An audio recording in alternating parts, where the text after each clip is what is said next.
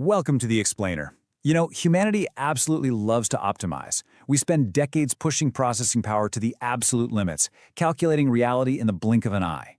But while we were doing all that, the criminal underworld was busy creating a visual language of their own, one that's just as complex, far more brutal, and totally permanent. Seriously, think about it. While we've been busy designing 64-bit gaming powerhouses equipped with silicon graphics reality coprocessors, firing up vector units and writing microcode just to perform geometric transformations and pump out 62.5 megahertz of graphical glory, criminals went in the exact opposite direction. They created a visual code written in ink, scars, and missing appendages that makes our most intricate digital tech look like absolute child's play. Today, we're decoding the ultimate resume, the one you can never ever delete. All right, let's jump right into Section 1, the prison resume.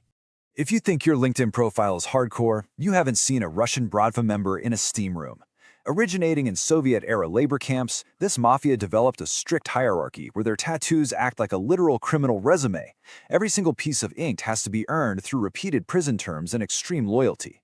Those 8-pointed stars they tattoo on their knees, that literally translates to, "I do not bow to anyone," especially not law enforcement. The Orthodox Church domes on the chest act as a visual scorecard for their convictions. Crosses on the knuckles mark trips to the prison shadow realm, and a cat with a hat marks someone as a true thief in law. And trust me, if you wear these symbols without actually earning them, they will be forcefully removed. Then you have MS-13, who take a vastly different, far less subtle approach. Born in 1980s Los Angeles among Salvadoran immigrants, this group evolved from a community defense gang into one of the most feared syndicates in the world. And they will literally slap the number 13 right on their faces, like a permanent pop-up ad for terrible life choices. So, why 13?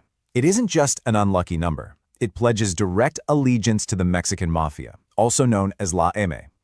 Since M is the 13th letter of the alphabet, this solidifies the alliance between MS-13 out on the streets and La M inside the prison system. The Mexican mafia themselves were founded back in 1957, and they often use a black hand mark of honor, which is a symbol completely inspired by the Italian mafia. They also lean heavily into Aztec imagery, like the eagle and serpent from Mexico's emblem, to mark their massive 50,000-strong army of loyal foot soldiers. Moving right along to Section 2, the math of mayhem. While the Bratva use pictures to tell their story, other organizations rely entirely on cold, hard numbers. Take the 18th century Chinese triads. Today, they operate as massive transnational crime syndicates, running on what's basically a numeric ranked mode system. Inside the organization, a 489 is a leader, a 426 is an enforcer, and a 25 is essentially a traitor or an undercover agent. They actually call them a fictitious freak. They even utilize a highly specific three-finger salute reflecting the harmony between heaven, earth, and man. Oh, and their initiation ceremonies? Incredibly intense. We're talking 36 oaths sworn under the penalty of death by 1,000 cuts. Over in the U.S., we have the Aryan Brotherhood, formed in the 1960s at San Quentin State Prison. They were originally established to exert racial dominance in response to other prison factions, but they very quickly evolved into a highly organized, ruthless crime group operating under a really strict hierarchical structure. They frequently use the number 666, but instead of the usual demonic meaning, they claim it stands for the 6th letter of the alphabet, FFF. That means fight for freedom, showcasing their anti-establishment stance. Alongside this, members mark their allegiance with a variety of hate symbols. We're talking Nazi SS bolts, Celtic imagery like shamrocks, and North symbols like the Valk note, all used to assert dominance and signal their total commitment to white supremacist ideology. Which brings us to Section 3, the color war. This is a brilliant example of how totally everyday, mundane concepts get weaponized. I mean, simple primary colors became a high-stakes delete button for civil order in the U.S. The Crips, founded in 1969, adopted the color blue to honor a founding member named Curtis Buddha Morrow, and they utilize a 6-pointed star to represent loyalty and wisdom. Well, in response to the Crips' aggressive expansion, the Bloods formed in the 1970s. They claimed the color red, the number 5, and 5-pointed crowns. And this rivalry is so intensely petty that it literally affects how they spell words. Bloods use CK in their graffiti to stand for Crip Killer. In retaliation, Crips write CC instead of CK in any word they spell. Why? Because they would rather die than accidentally write out the abbreviation for Crip Killer. Wearing the wrong primary color in the wrong neighborhood can quite literally cost you your life.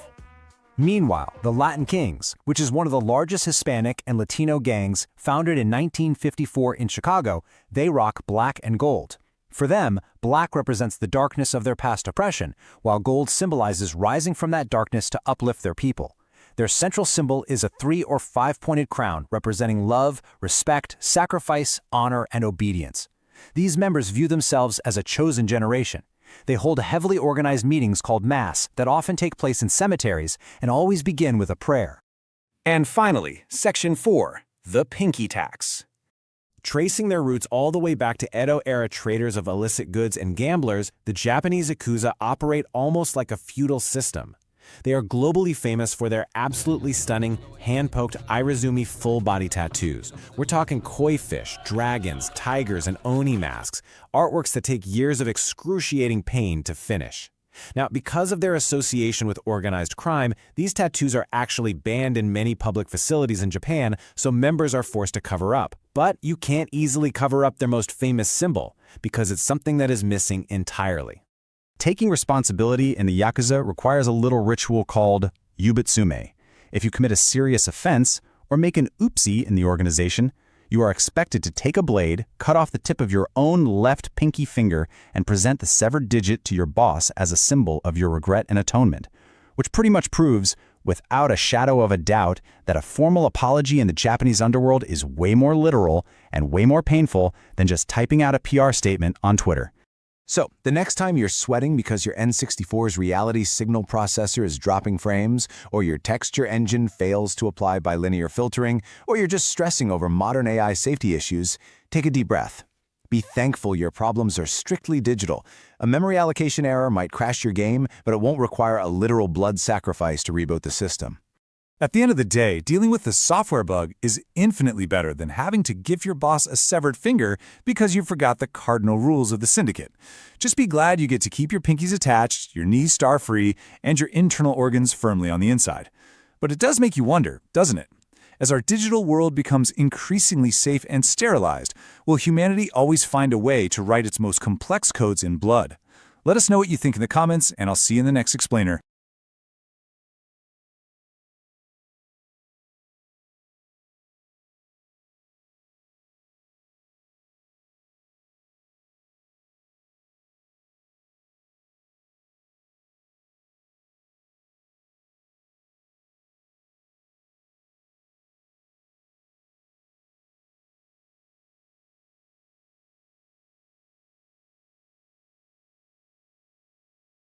All right, let's jump right into Section 1, the prison resume.